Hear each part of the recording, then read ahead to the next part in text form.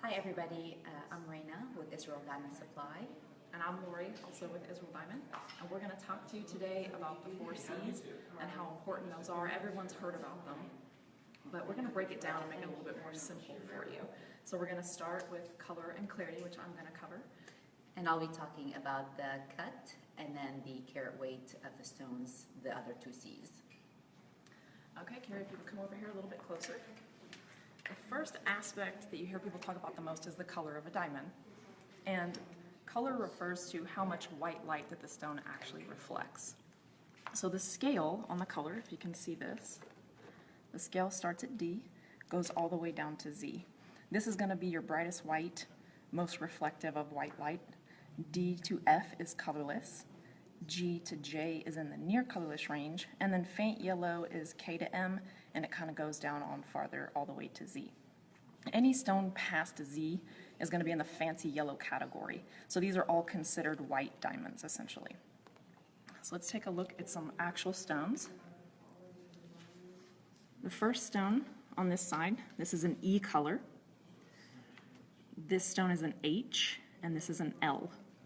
How you can really tell color difference is when you put it inside of a white styrofoam cup. It works excellent.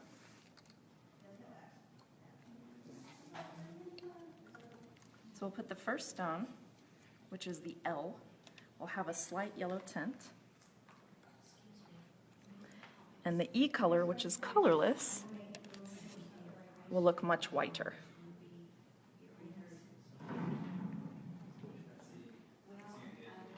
Most of the time, if you're putting something on white gold, we suggest that you stay between D and J. If you're going to put something on yellow gold, it kind of picks up a little bit more of the yellow tint. And you can definitely give a little bit on the color, especially with a round diamond because it reflects so much white light.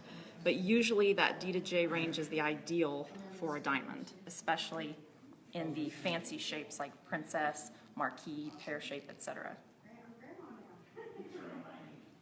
All right, the next aspect is the clarity. And here's the chart for the clarity. Starts with flawless and goes all the way down to the I4 clarity grade here. Israel Diamond normally suggests that you stay SI2 and higher so that you're clean to the naked eye. Usually you're not going to have an obvious imperfection with an SI2 unless it's a black inclusion or a piqué that's really close to the top of the stone, which is the table. The majority of the time, though, that SI2 and higher will be clean. These stones that we have represented here in the rings are anywhere from I1 to I4. And as you can see, there's kind of some fogginess in the stones. This one is yellow and foggy. They're not very crisp or clear at all. And you do not need a loop to identify that those have imperfections. Whereas these three stones that we saw earlier, they range from SI2 to VS2, are an extremely clean stones, and they'll produce the maximum brilliance because of that. The way to look at the clarity on a diamond is to use a pair of tweezers and a loop. So what we do is secure them in the tweezers. This is a 10-power magnification loop. In the industry, we always suggest that you use both eyes so that you're not stressing one eye.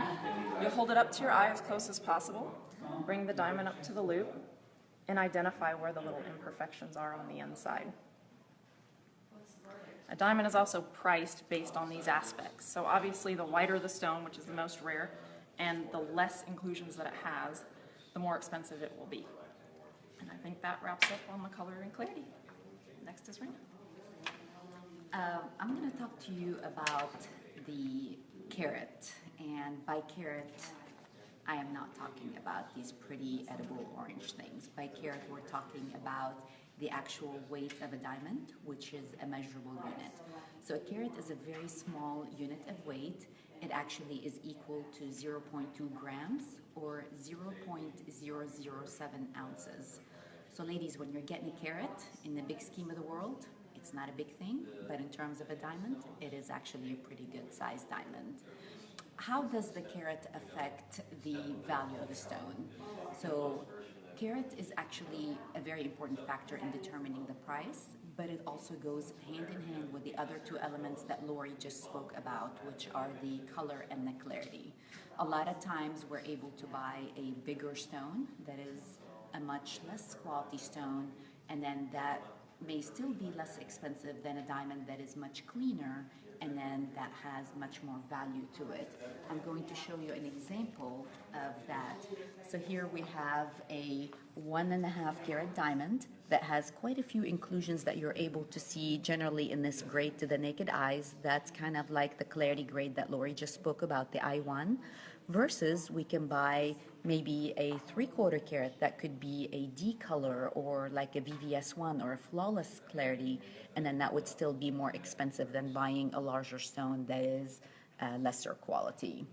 The carat also affects the visual of the stone. So obviously the larger the carat, the bigger the stone is going to appear to your eyes, unless there's something wrong with the cut proportions of the diamond, which I will touch on here in just a second when it comes to the next C.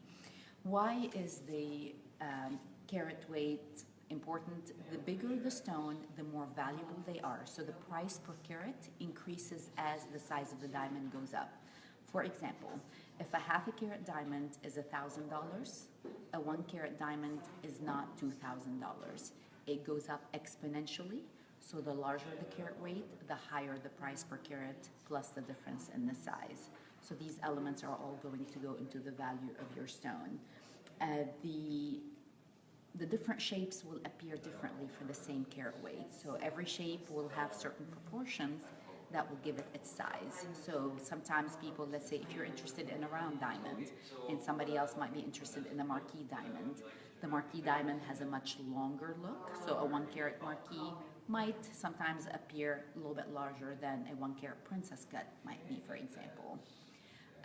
From the carat weight, I'm going to move into the cut. And by cut, I'm not talking about the shape of the stone. Most people confuse the two together. So when I'm speaking about cut, I'm talking about the proportions of your stone.